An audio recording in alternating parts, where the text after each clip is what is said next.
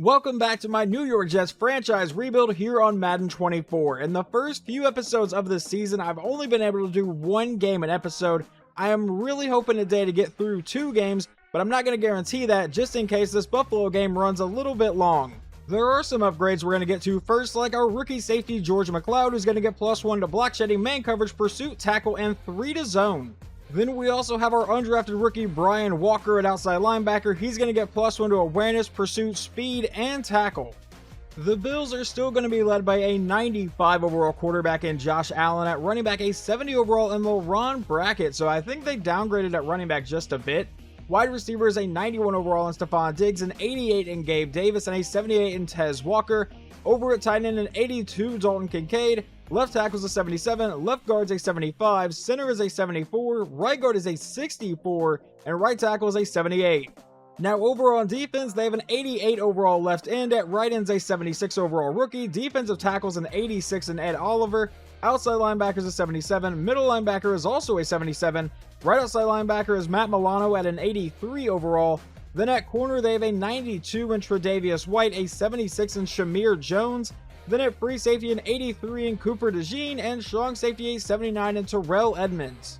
We do have a new injury today, and it is not Trey Smith. He's been injured, but we are going to be without running back Quez Watkins today, who has an ACL sprain. So the only running backs actually on the roster are going to be Breece Hall and Alvin Kamara. Your team has played really well in the early part of the season and is off to a hot start. How much of that is because of Jared McDonald?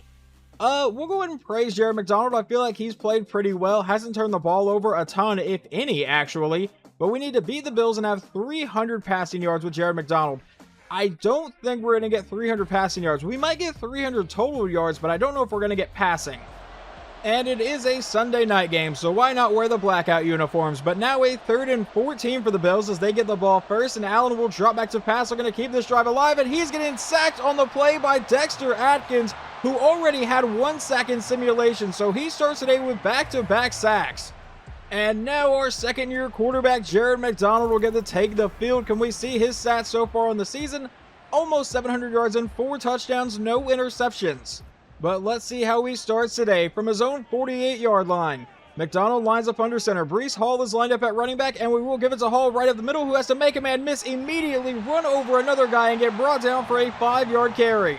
Now with a 2nd and 5, it looks like Breece Hall is still in the backfield. McDonald will go back under center. He's going to drop back. A quick throw will be caught for the first down. That's going to be Brendan Rice all the way to about the 30-yard line. A 17-yard play. McDonald back in shotgun again now. With a brand new set of downs, he'll drop back to pass. He's going to go deep down the sideline. That one will be caught by Jalen Waddle, and it sets up a 1st and goal at the 4. It's going to lead to a goal line set for the Jets now. Alvin Kamara is in at running back. And we're going to give it to Kamara right up the middle, who will dive into the end zone. Touchdown, Jets, and just like that, we are up 7-0. However, Josh Allen and the Bills offense are trying to respond. It's a 3rd and 8 from the Jets 42. He'll drop back to pass, going to the outside. He's going to have a man for the first down. That's Stephon Diggs, who was not traded to Houston in this universe. So now the Bills are inside the 30-yard line with a handoff up the middle, and he's going to find some space and turn that into a 7-yard carry. It brings up 2nd and 3, and now an I formation. They go back to the running back again, and he will have the first down, getting brought down to the 17. Now officially inside the red zone.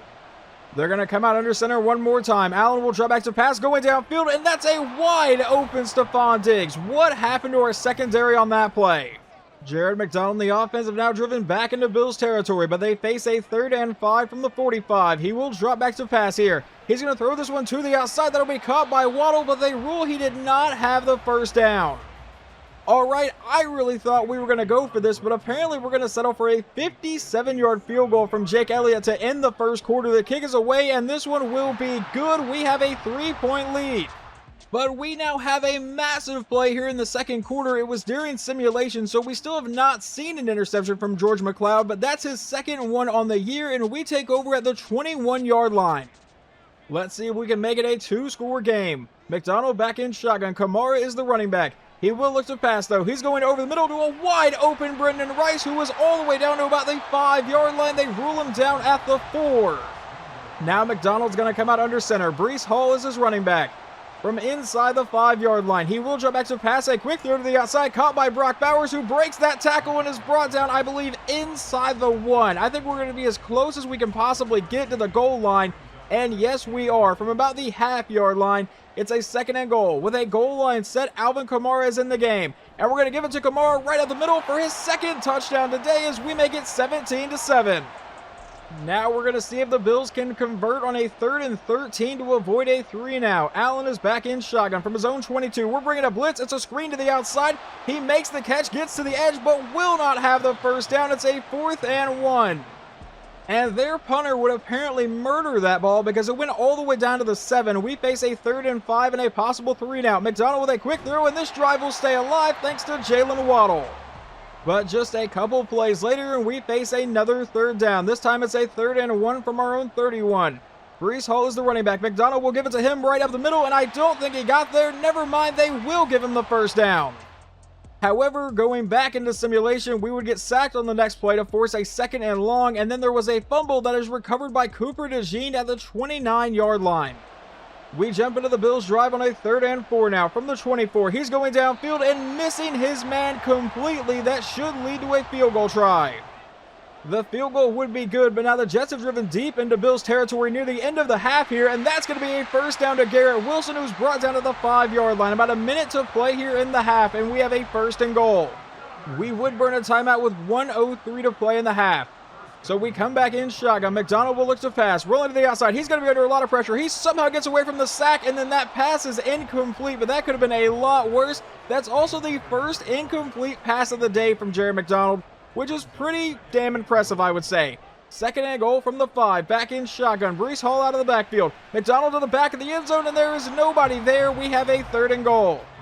What is your plan this time, Jared McDonald?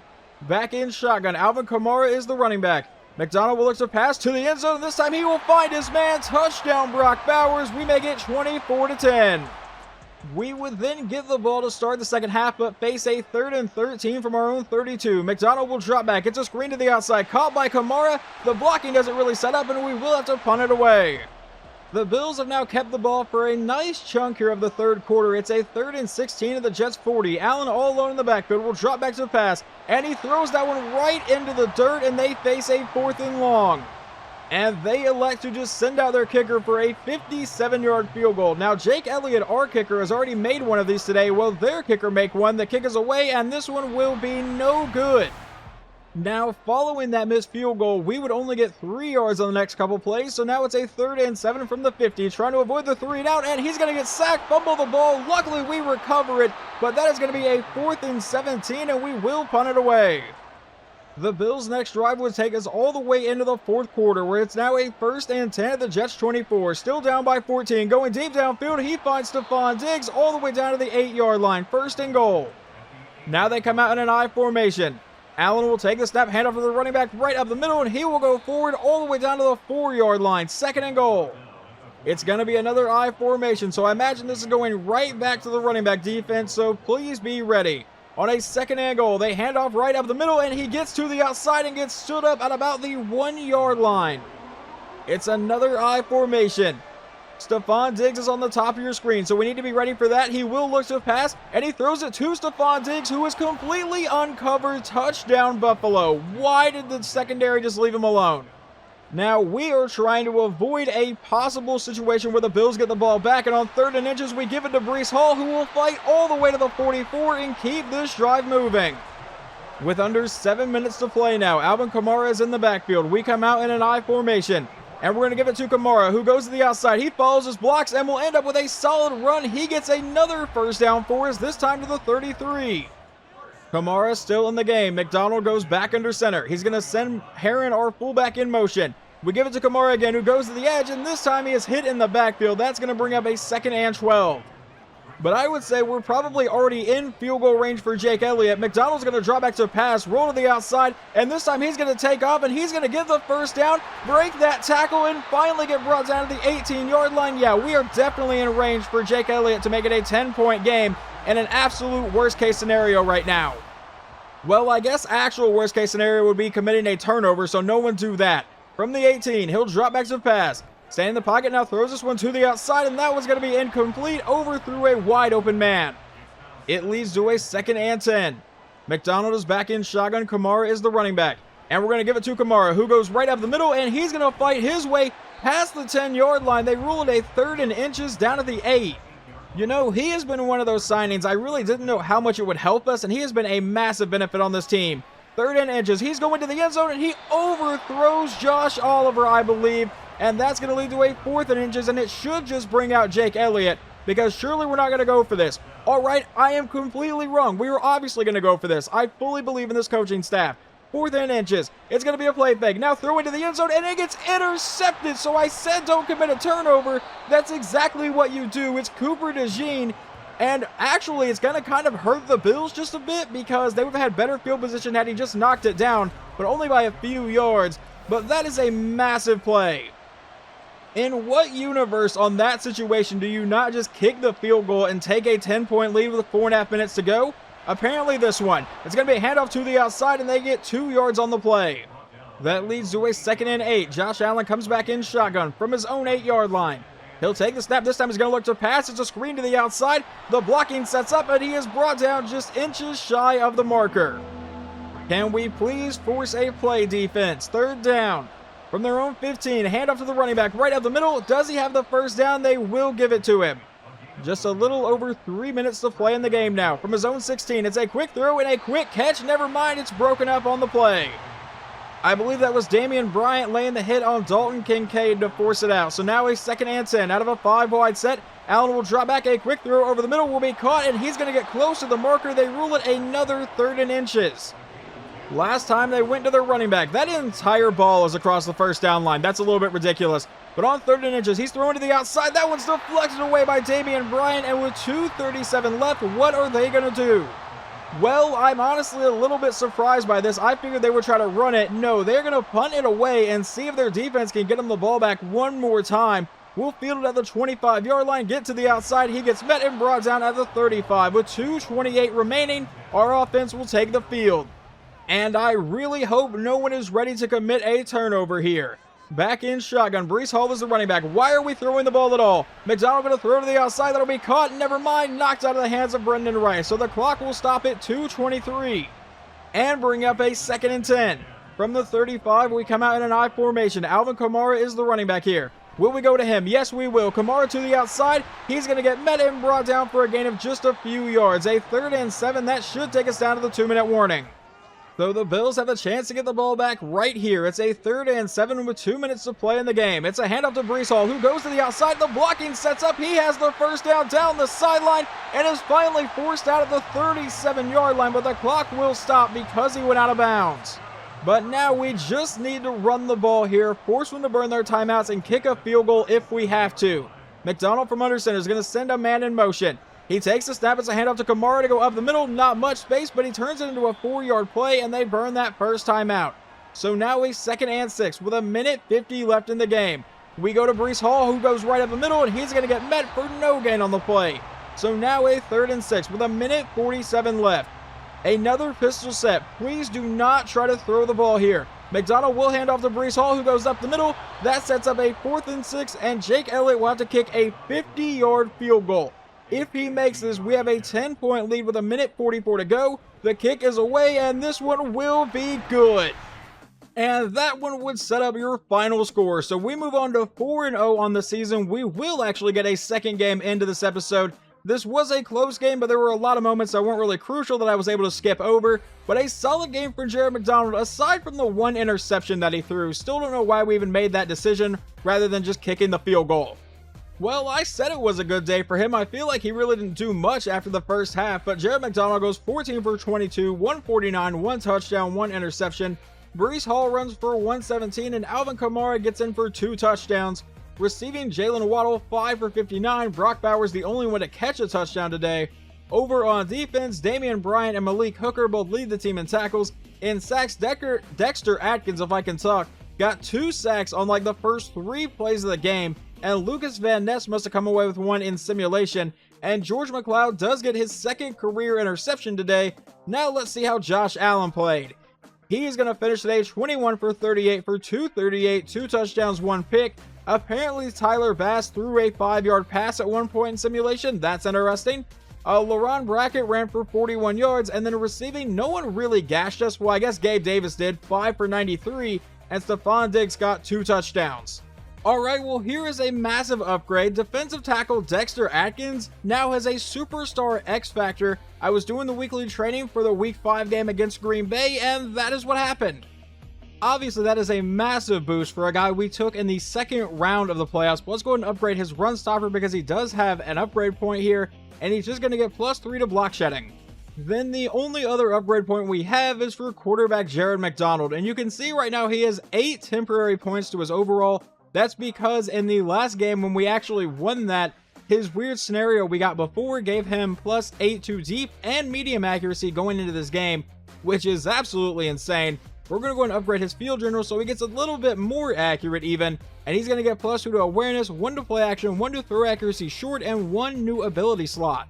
And the abilities I've given him so far, because he obviously doesn't have everything unlocked, is tight out, so the catching prowess of all tight ends who are open on pass plays, they'll be able to catch the ball a little better, and then quick draw. Passers with this ability have faster passing animations when they are throwing under pressure. Now our next game is against the 0-4 Green Bay Packers, and this is an interesting matchup for us because they have a couple of players that used to be on this team. The main one being a former quarterback of ours in Jordan Travis. I drafted this guy in our very first draft class to kind of sit behind Rodgers that first year, and then he had a quarterback battle with Jared McDonald. Obviously he lost, so I traded him to Green Bay, but he is a 74 overall right now. Even though Kenny Pickett's a 76, I'm not sure which one will actually get the start. We might end up seeing Pickett. Sometimes whenever you get into the game, they change the depth chart just a little bit. But at running back, they have a former running back of ours with an 84 overall in Blake Corum, backed up by Bucky Irving, who's a 76. Over at wide receiver is a 76 overall, a 78 overall in Christian Watson, and another 78 overall, and then a 77 in Sky Moore. At tight end, a 73 overall. Left tackle is going to be an 82. Left guard's an 87. Center is a 73. Right guard is a 77. And right tackle will be a 74. Now, overall on defense, they have a 71 overall rookie at left end. At right end's a 75 overall. Defensive tackle is a 77. Outside linebacker is going to be a 93 in Rashawn Gary. Middle linebacker is an 85 in Quay Walker. And right outside linebacker is a 78. At corner, they have a 95 overall Jair Alexander. Please don't test him too much today. Chidobe Awuzie is an 82 overall corner. And then at free safety, they have a 75 overall in DeAndre Madden. And strong safety is a 76 overall in Javon Bullard. But as you probably saw a minute ago, we do have one scenario, and that is for a cold opponent. The Packers are struggling, but sometimes a team can trip up unexpectedly by looking ahead to their next game. Any fear that this is a trap game? I'm going to say no fear. I don't want to talk shit on the Packers because they'll probably play better. The Packers are struggling, and all players will have -5 break tackle, play rec, and tackle for this game. And of course, we have a brand new injury, so today we will be without Alvin Kamara at running back, so it'll just be Breece Hall and Quez Watkins. We would end up getting the ball first today, and have driven all the way into Packers territory at the 47, but now it's a 3rd and 10. McDonald will look to pass to try to keep the drive alive. Never mind, he's going to take off for the first down himself, break a tackle, and get brought down to the 30-yard line. A 17-yard scramble. I absolutely love we have a quarterback that can do that. I've said that before, I'll keep saying it. 1st and 10. McDonald's going to look to run again, take off right at the middle, get a couple of nice blocks, and get brought down for a 9-yard scramble that time. Maybe don't get hit by Quay Walker, though, if you can absolutely avoid it. Let's go ahead and slide sometimes. 2nd and 1. Out of shotgun, we'll run the play fake to Breece Hall. Now going deep to the end zone, and that one's going to get intercepted on the play, trying to hit Brendan Rice. And it is Jordan Travis getting the start against us, but now they face a 3rd and 4 from their own 26-yard line. Out of a 5-wide set, he'll drop back to pass, throw to the outside. That'll be caught and knocked out of his receiver's hands. They will have to punt it away. Unfortunately for us in simulation, we would commit a 3 and out. They would get the ball back and now have driven all the way to R23. And on the first play, we see Jermaine Johnson's going to get the sack to bring up a 2nd and 20. Now Jordan Travis back in shotgun again. We'll take the snap, handoff to Blake Corum, who goes up the middle, tries to get to the outside, but will get brought down for about a 7-yard run. And Deion Dawkins, their starting left tackle, is injured.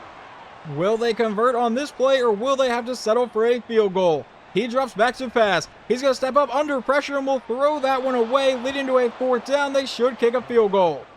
The kick would be good, and now the Jets have gotten the ball all the way down to the Packers 14 on the following drive, but that's going to be a false start, so making the Packers 19. We're also now in the second quarter for a 1st and 15. He'll take the snap, and he's going to look to run again. We're seeing that a lot today, and this time he will slide down to the 7 to bring up a 2nd and 3. McDonald back in shotgun again. Breece Hall is lined up at running back here. Will we give it to him? No, we won't. We'll look to pass. McDonald rolling to the outside, trying to escape the pressure and won't get away. He gets sacked to set up a 3rd and 5. So now the Packers have a chance to hold us to a field goal try of our own from the 9-yard line. McDonald back in shotgun. We'll take the snap and look to pass. Standing in the pocket, having all day to throw, we'll roll to the outside and run right into the pressure to bring up a 4th and 13. That should send out Jake Elliott. The game is tied up at 3 as we jump later into the second quarter with under 5 minutes to play in the half as we hand off to Breece Hall for the first down. He gets some great blocking, and Breece Hall is gone on the first play that we jump back in on, and we're up 10-3. I went ahead and jumped forward because both teams just committed a few 3-and-outs. They had just punted the ball. That was the first play of the drive in great field position, and Breece Hall takes advantage of it. On the following drive for the Packers, it's a 3rd and 8 at their own 49, trying to keep their drive alive. Jordan Travis is back in shotgun. He'll take the snap and look to pass. Rolling to the outside. He's going to be under a lot of pressure and finally just throws that one away. Really, nothing else would happen there in the rest of the first half. So now as we jump into the third quarter, the Packers have kept the ball a large amount of time here to start the half, but that's going to be a fumble, and it's recovered by the Jets. We have been jumping it right at the correct time today. That is C.J. Mosley on the recovery, but I want to see who forced it. He got to the outside, and I think it was George McLeod, the rookie safety, who forced it, or maybe it was Damian Bryant coming in to punch it out. But either way, it's one of our young one of our young defensive players. There is a chance, though, we're not going to take advantage of the turnover here. It's a 3rd and 1, a possible 3-and-out from our own 22. McDonald out of shotgun, a quick throw to the outside, caught by Brock Bowers, who will get met and brought down about the 29-yard line, but the drive will stay alive. The offense is going to need to convert another one. This time it's a 3rd and 3 at our own 47. McDonald lines up under center. Herron is in at fullback. Breece Hall is in at running back. But it's a quick throw, once again caught by Bowers for a quick and easy first down. Just a couple plays following that one. It's now a 3rd and 9 as we start the fourth quarter. From the Packers 46, McDonald will drop back to pass in this defensive shootout, but he's going to take off. He has the first down himself and will get met and brought down to the 33, but the drive stays alive. We're going to go ahead and stay in on the rest of this drive and see if we can't make it a 2-score game. 1st and 10 from the 33. This time it's a play fake to Breece Hall. McDonald rolling to the outside. He's finally going to let this one go deep. He's got his man. That's Garrett Wilson down to the 1-yard line. 1st and goal. We are inside the 1-yard line. Well, at least we were. That's going to be a false start on our right tackle. That moves us back to just inside the 6-yard line for a 1st and goal out of a 5-wide set. McDonald rolling to the outside, and Jared McDonald will take off himself and walk into the end zone. Touchdown, Jets. We make it 17-3. All right, so a lot has happened here. The Packers would go 3-and-out, but then we fumbled the ball in simulation, so this is a drive following that fumble, and Jordan Travis just got absolutely murdered throwing that incomplete ball. But with 5:18 to go, the Packers are going to try to fight back into this game, obviously. A 2nd and 10 now. Travis will take the snap and looks to pass. He's going to go deep downfield. He's got a man open for the first down all the way to the 24-yard line. He goes under center for the very next play. Blake Corum is in at running back still, but he'll drop back to pass. He steps up and throws to the outside. That is caught, who will be immediately brought down for just a 6-yard play. That brings up a 2nd and 4 with just over 4 minutes left. From the 18-yard line, now officially inside the red zone, they give it to Blake Corum to the outside. He's got good blocking down the sideline and is finally forced out of the 3-yard line. The defense has been able to hold the Packers offense out of the end zone all day. Is that going to end here? 1st and goal with an I formation. Christian Watson at the top of your screen. They give it to Blake Corum, and Corum will fight his way forward and get into the end zone. Touchdown, Green Bay. It is now up to our offense to run down the rest of the clock. With 4:03 to go, we're going to start with a pass to Jalen Waddle for the first down all the way to the 41. On the very next play, we would get a 6-yard run for Breece Hall to bring up a 2nd and 4 with about 3 minutes to go. McDonald from under center will run the play action. Now throwing deep downfield, and that's almost intercepted. What the hell are we trying? It looks like we're trying to give the Green Bay Packers a chance in this game. Now on 3rd and 4, McDonald throws on the run, finds Garrett Wilson for the first down, but he's going to fumble the ball, and I believe the Packers have just recovered it. They are right back in this. That is turnover number 4 today for the Jets as the Packers come back out and start with a first down pass into Jets territory brought down to the 39. Now Jordan Travis will come back out under center. With 2:20 to play, he'll drop back to pass again. A quick throw to the outside will fall incomplete with 2:18 left on the clock. Now he will come out with a 5-wide set. From the Jets' 39-yard line, he is the only one in the backfield. Can we please get some pressure on him? He'll drop back, stand in the pocket. He throws over the middle and throws it right to a defensive player, and I believe that's Damian Bryant coming away with a pick with 2:14 remaining. That was a horrible interception right to the linebacker, but they still have a chance to get the ball back. We're going to start with a pass to Breece Hall on the outside. He will juke out one man, get the first down, and get brought down to the 47. That should take us down to the 2-minute warning.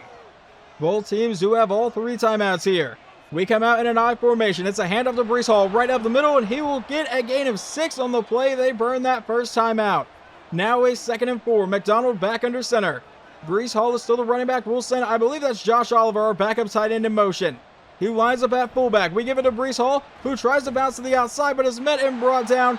They burn that 2nd timeout. Now a 3rd and 4.